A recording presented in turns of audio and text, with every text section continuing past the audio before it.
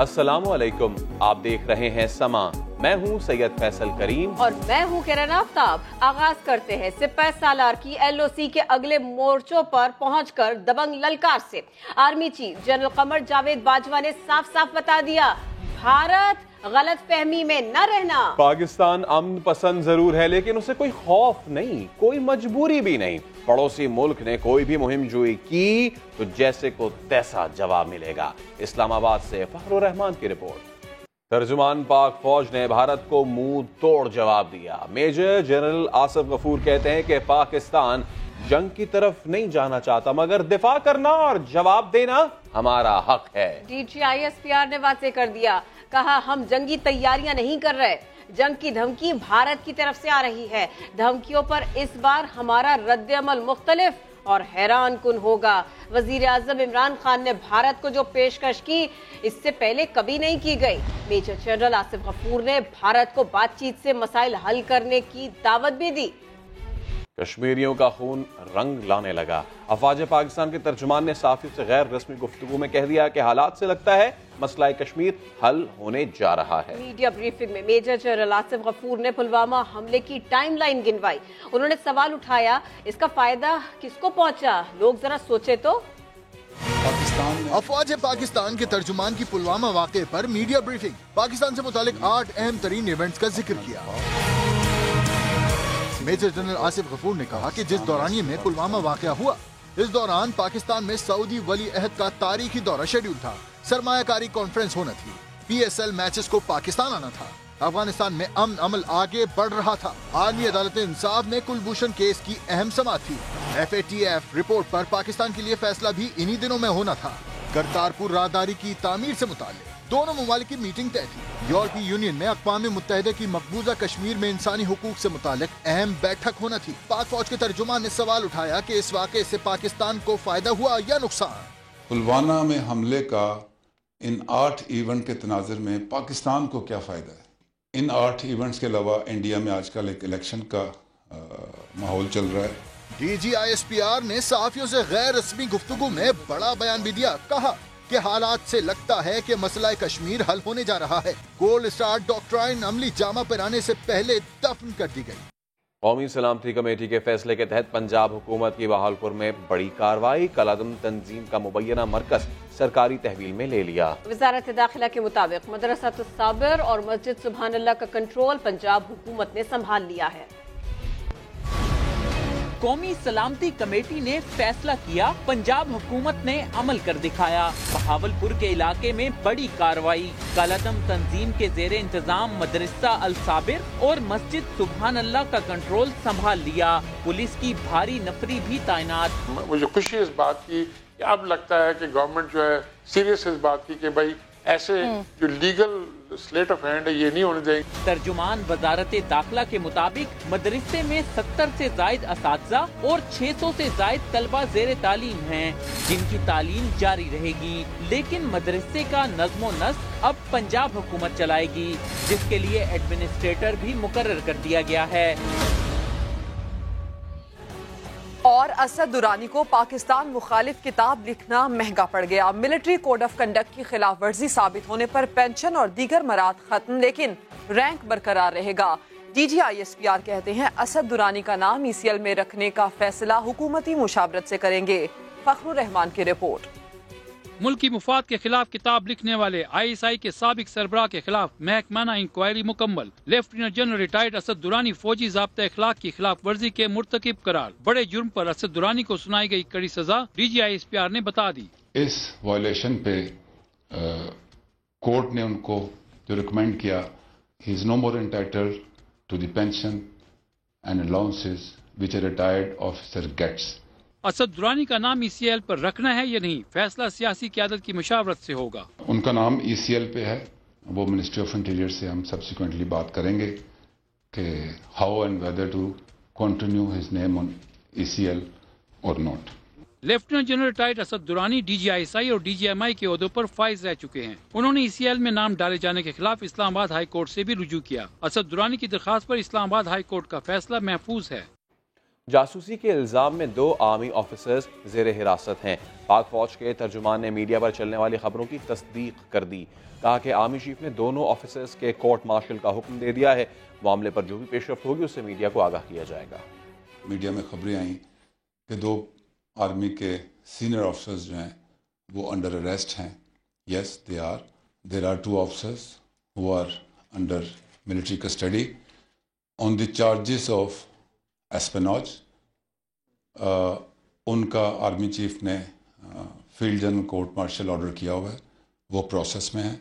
دونوں individual cases ہیں، آپس میں ان کا کوئی لنک نہیں ہے، and there is no network as such. اور یہ بھی آپ ذہن میں رکھیے کہ if we have been able to get them and identify the issue, it is a success. یہ چیزیں ہوتی ہیں، چلتی ہیں۔ جب یہ کورٹ مارشل ختم ہوگا اس کا جو بھی نتیجہ ہوگا وہ میں آپ کے ساتھ شیئر کروں گا۔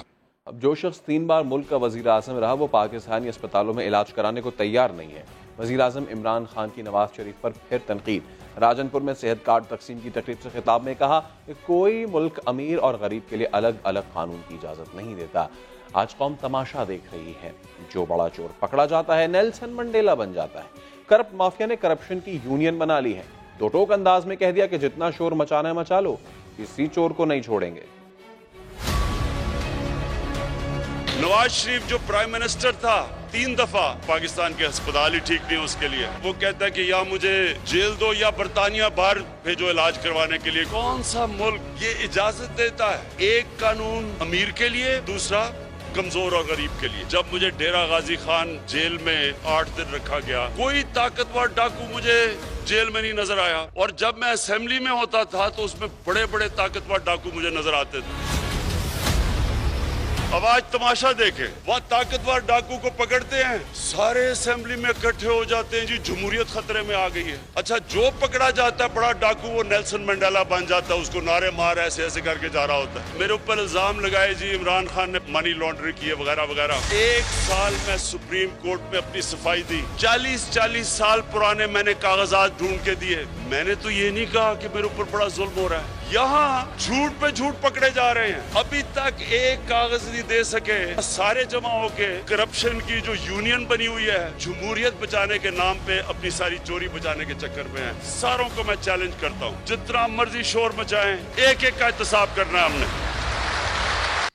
نواز شریف کو خرابی صحت کی بنیاد پر جیل سے رہائی ملے گی یا نہیں، فیصلہ 25 فروری کو سنایا جائے گا۔ تاریخ بھی مقرر کر دی گئی۔ اسلام آباد سے سہیل رشید کی رپورٹ۔ کوٹ لکھپت جیل کے قیدی کو العزیزیہ ریفرنس میں رہائی کا پروانہ ملے گا یا سزا برقرار رہے گی؟ نواز شریف کی درخواست پر فیصلہ 25 فروری کو آئے گا۔ اسلام آباد ہائی کورٹ کے جسٹس عامر فاروق اور جسٹس محسن اختر کیانی پر مشتمل بینچ پیر کو دن 12 بجے فیصلہ سنائے گا۔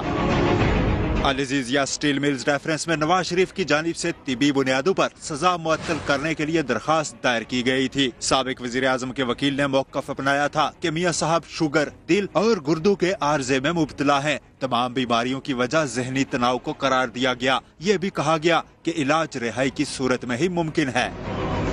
نیب کی جانب سے نواز شریف کی درخواست کی مخالفت کی گئی تھی۔ احتساب بیورو نے موقف اختیار کیا کہ نواز شریف کو علاج کی تمام سہولتیں دستیاب ہیں، سزا معطلی یا ضمانت کی کوئی ضرورت نہیں۔ فریقین کے دلائل مکمل ہونے پر اسلام آباد ہائی کورٹ نے 20 فروری کو فیصلہ محفوظ کیا تھا۔ سہیل رشید، سما، اسلام آباد۔ نواز شریف کی اینجیوگرافی کے معاملے پر پنجاب حکومت امتحان میں پڑ گئی۔ سابق وزیر اعظم کے ذاتی معالج کہتے ہیں نواز شریف کو کچھ ہوا تو حکومت ذمہ دار ہوگی۔ لاہور سے محمد علی جڑ کی رپورٹ۔ نواز شریف کے علاج پر پنجاب حکومت کی مسلسل خاموشی، اینجیوگرافی کا معاملہ کھٹائی میں پڑنے لگا۔ نواز شریف کے ذاتی معالج ڈاکٹر عدنان ہسپتال پہنچے تو تاخیر کا ذمہ دار پنجاب حکومت کو ٹھہرا دیا۔ انہوں نے ہمیں یہ بتایا ہے پرنسپل نے کہ گورنمنٹ نے ابھی تک گو ہیڈ نہیں دیا، جب تک وہ فردر گو ہیڈ نہیں دیں گے they will not proceed. تو تب تک ان کی صورتحال اگر زیادہ خراب ہو جائے تو ذمہ دار کون ہے؟ پرنسپل اور گورنمنٹ کا۔ مریم نواز بھی حسب معمول والد کی عیادت کے لیے آئیں، مگر صحافیوں کے سوال پر وہ بھی خاموش رہیں۔ نواز شریف کو جیل سے اسپتال منتقل ہوئے 8 دن ہو گئے ہیں۔ مسلم لیگ نون کی ترجمان مریم اورنگزیب نے بھی علاج میں تاخیر پر عمران خان اور پنجاب حکومت کو تنقید کا نشانہ بنایا ہے۔ دوسری جانب شہباز شریف مشکلات کے بھنور سے نہ نکل سکے. اپوزیشن لیڈر نیب کی قید سے تو آزاد ہو گئے لیکن اب ملک سے باہر نہیں جا سکیں گے. وزارت داخلہ نے نام ECL پر ڈال دیا. اسلام آباد سے عادل تنولی کی رپورٹ. شہباز اب نہیں کر سکے گا پرواز. اپوزیشن لیڈر کو نیب مقدمات میں ضمانت پر رہائی تو مل گئی مگر بیرون ملک جانے کا پروانہ نہ مل سکا. نیب کی سفارش پر شہباز شریف کا نام ایگزٹ کنٹرول لسٹ میں شامل کر دیا گیا. وزارت داخلہ نے FIA امیگریشن سمیت تمام ایئرپورٹس کو ہدایات جاری کر دی ہیں کہ شہباز شریف ملک سے باہر جانے کے لیے اڑان نہ بھرنے پائیں. وفاقی کابینہ نے گزشتہ روز چھوٹے میاں صاحب کا نام ECL میں ڈالنے کی منظوری دی تھی. نیب نے سابق وزیر اعلیٰ پنجاب کو آشیانہ ہاؤسنگ اسکیم اور رمضان شوگر مل کیس میں گرفتار کیا تھا. 4 ماہ اور 10 دن بعد لاہور ہائی کورٹ نے گزشتہ ہفتے ضمانت پر رہائی کا حکم دیا تو نیب نے نام ECL میں ڈالنے کی سفارش کر دی. نیب کا شہباز شریف کے ساتھ ایسا رویہ بدنیتی ہے. کچھ کو پکڑنا کچھ کو نہ پکڑنے کا امتیازی سلوک ناقابل فہم ہے. لاہور ہائی کورٹ نے شہباز شریف کی ضمانتوں کے کیسز کے تفصیلی فیصلے جاری کر دیے. فیصلوں میں لکھا گیا ہے کہ شہباز شریف کو منصوبہ ٹرانسفر کرنے کا اختیار تھا. شہباز شریف پر مالی بے ضابطگی کا الزام عائد نہیں کیا گیا. یہ سب نیب کی بدنیتی کی نشاندہی کے لیے فیصلے میں لکھا. امید ہے اسے آئندہ شہباز کی گرفتاری کے لیے استعمال نہیں کیا جائے گا. فرض کی انجام دہی کے دوران سما کے رپورٹر سے بدتمیزی کی گئی. نون لیگ کی سیکیورٹی ٹیم نے طلحت اصغر کو لفٹ سے کھینچ کر باہر نکال دیا گیا. دھکے بھی دیے. طلحت اصغر جناح اسپتال میں نواز شریف کی صحت سے متعلق معلومات کے لیے مریم نواز سے بات کرنا چاہتی تھی. خواتین کا احترام کیا ہوتا ہے نون لیگ کے سیکیورٹی اہلکار نہیں جانتے. جناح اسپتال میں مریم نواز کے سیکیورٹی اہلکار کی سما کی خاتون رپورٹر سے بدتمیزی. طلحت اصغر کو دھکے دیے, لفٹ سے کھینچ کر باہر نکالا گیا. سما کی نمائندہ مریم نواز سے نواز شریف سے متعلق بات کرنا چاہتی تھی مگر سیکیورٹی اہلکاروں کا رویہ آپ خود دیکھ لیں. لیگی قائدین کے سیکیورٹی ٹیم کا یہ رویہ نیا نہیں. اس سے پہلے اسلام آباد میں نواز شریف کے گارڈ کے تشدد سے سما کے کیمرامین زخمی ہوئے تھے. اہلکار کا چہرہ واضح ہے. اب دیکھتے ہیں نون لیگ کیا کارروائی کرتی ہے. شاباش آصف زرداری, شاباش بلاول بھٹو زرداری. آج سندھ اسمبلی میں وہ ہوا جو کبھی نہیں ہوا. واقعی جالوں نے تاریخ رقم کر دی. ملزم سپیکر کے آتے ہی مقدس ایوان تالیوں سے گونجنے لگا. تاریخ میں پہلی بار گرفتار سپیکر کا سندھ اسمبلی سے خطاب. وزیر اعلیٰ سندھ سے گھر میں چھاپے اور گرفتاری کی رپورٹ مانگ لی. نیب والوں کو تڑی بھی لگا دی. کہا ہمت تھی تو سامنے آتے, معلوم ہو جاتا کس کے پاس آئے ہیں.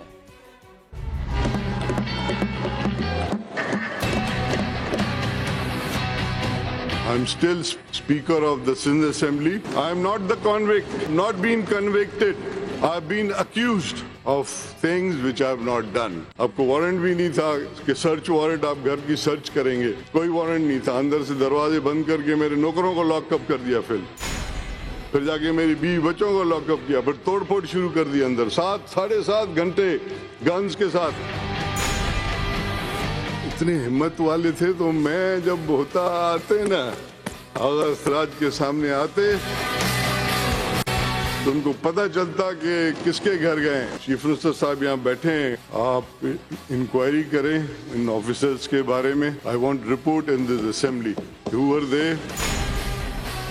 And why did they go to my house and why did they threaten my children? Chief minister صاحب آپ اس کو ذرا سیریسلی لیں کہ میرے بچوں کے ساتھ جو زیادتی ہوئی ہے مجھے اس کا حساب چاہیے. آغا سراج درانی کل تک کسی کو خاطر میں نہیں لاتے تھے. آج ارکان اسمبلی سے ساتھ چلنے کی بات کرتے رہے. دھیمی آواز میں گرفتاری اور چھاپوں کے قصے سناتے رہے. گرفتاری سے پہلے آغا سراج درانی کا رویہ کیسا تھا اور آج کیسا رہا, آپ کو دکھاتے ہیں. اگر آپ کو بہت ٹھنڈ لگی ہے میں اے سی بند کرا دیتا ہوں, پھر آپ بولو گے گرمی لگے گی. کٹ موشن پہ آپ کہیں اور ٹریک چینج کر کے دوسری ٹرین میں چڑھ گئی آپ. What is this? میں کسی دوست کی شادی میں گیا ہوا تھا. Next day they came in the morning. If you don't listen to me I will take action against you. آپ کو پتہ ہے کہ کیا ایپیسوڈ ہوا تھا میرے ساتھ؟ تو نہیں, اس چیئر کے ساتھ. आपने रूल फाड़े, आपके खिलाफ रेफरेंस जा रहा है, आपको पता चलेगा जब रेफरेंस जाएगा आपके खिलाफ। इस टाइप के केसेस मैंने बहुत फेस किए हैं, मुझे अपने केसेस की फिक्र नहीं है। आप प्लीज बैठ जाएं, please. I will not allow it, I will not allow it, please sit down. मैं आपको क्या बताऊं, अगर आज मैं अपने बच्चों को यहाँ लाता ना, आप सब रो पड़ते, आप सब रो पड़ते। आप लोग बिल्कुल साथ देंगे, नहीं देंगे तो आपकी मर्जी है। स्पीकर सिंध असेंबली आगा सिराज दुरानी गिरफ्तार हुए तो जियालों में खलबली मच गई। वज़रा और अरकान असेंबली गिरफ्तारी से बचने की खातिर अबूरी जमानतों के लिए सुबह सवेरे ही सिंध हाई कोर्ट पहुंच गए। किस किस को गिरफ्तारी का खौफ है, इस रिपोर्ट में जानते हैं। आज मेरे साथ हुआ है, कल आपके साथ भी हो सकता है। कहीं नैब गिरफ्तार न कर ले, जमानत कबल गिरफ्तारी के लिए जाले रहनुमा सुबह सवेरे ही अदालत पहुंच गए। साबिक वफाकी वजीर एजाज जाकरानी ने दरखास्त दी, नैब ने जाली बैंक अकाउंट से गाड़ी की इम्पोर्ट ड्यूटी की अदायगी का इल्जाम लगाकर नोटिस दे दिया है। गिरफ्तारी का खदशा है। अदालत ने 10 लाख रुपए के एवज 3 हफ्ते की हिफाजती जमानत मंजूर कर ली। गिरफ्तारी से बचने के लिए अदालत पहुंचने वालों में सूबाई वजीर तैमूर तालपुर भी थे। कहते हैं नैब ने आमदन के जराए पूछे हैं, मुकदमात का सामना करेंगे। ये चीजें ना पीपल्स पार्टी को डरा सकती हैं, ना हम चीजों से घबराते हैं। साबिक सूबाई वजीर बल्दियात जाम खान शोरो ने अपनी दरखास्त में कहा, नैब 8 माह पुराने कॉल-अप नोटिस पर हिरासा कर रहा है, जिस पर अदालत ने डीसी नैब समेत दीगर फरीकैन को 14 मार्च के लिए नोटिस जारी करते हुए जाम खान शोरो के खिलाफ कार्रवाई से रोक दिया। MDA के मामलात में मुदाखलत के इल्जाम पर जियाले MP रज़ाक राजा भी सिंध हाई कोर्ट पहुँचे। अदालत ने 10 लाख रुपए के एवज जमानत मंजूर कर ली। आगे बढ़ते हैं, बात करते हैं कराची में पेश आने वाले मुबैना जहर खुरानी के एक और वाक़े की। पशीन से कराची का सफर फैसल के 5 बच्चों का आखिरी सफर साबित हुआ। कसरे नाज में कयाम किया, निजी रेस्टोरेंट से बिरयानी पैक करा कर लाया। कुछ ही देर बाद अहलिया, बहन और बच्चों की हालत गैर हो गई। अस्पताल पहुंचने पर बच्चे दम तोड़ गए, जबकि बीवी और बहन की हालत भी तशवीशनाक है। पोस्टमार्टम और नमाज जनाजा के बाद मैयतों को पशीन रवाना कर दिया गया।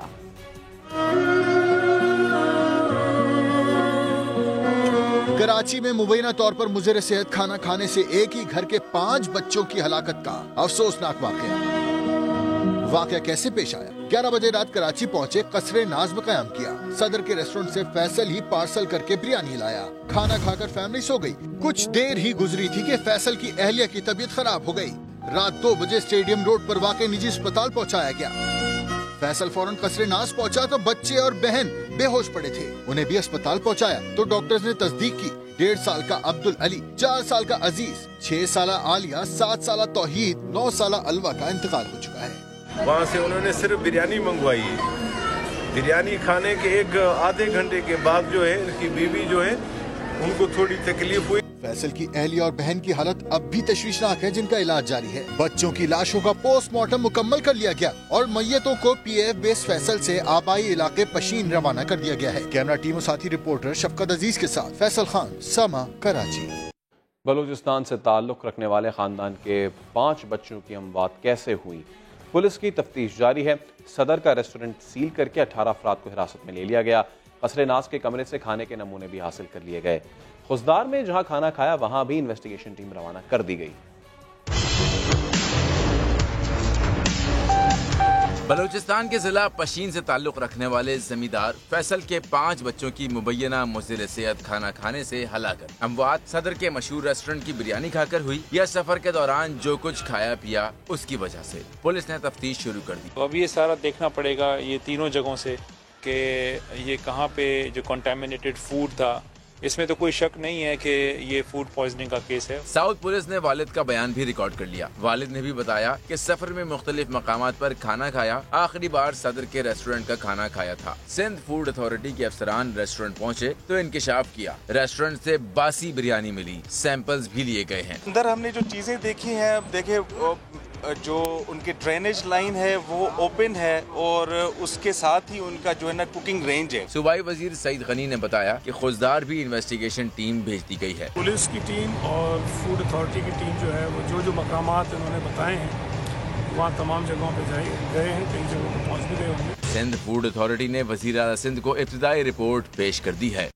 इस केस में पेशरफ्त हुई है। मजीद बात होगी। समा के chief crime reporter Ahmad Rahman Khan हमारे साथ है। अहमद रहमान खान, क्या अपडेट हुई है? हुकाम क्या बताते हैं?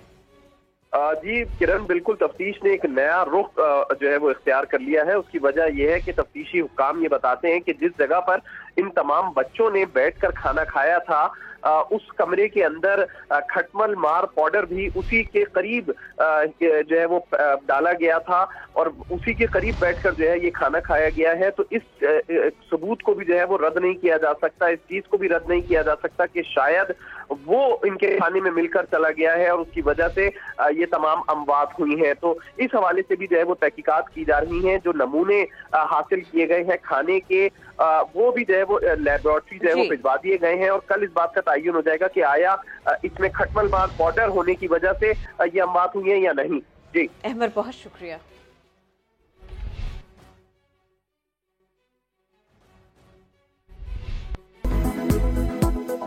कराची में एक बार फिर टारगेट किलिंग की वारदात। नॉर्थ कराची यूपी मोड़ के करीब फायरिंग से मजहबी जमात के 2 कारकुनान जाँ बहक हो गए।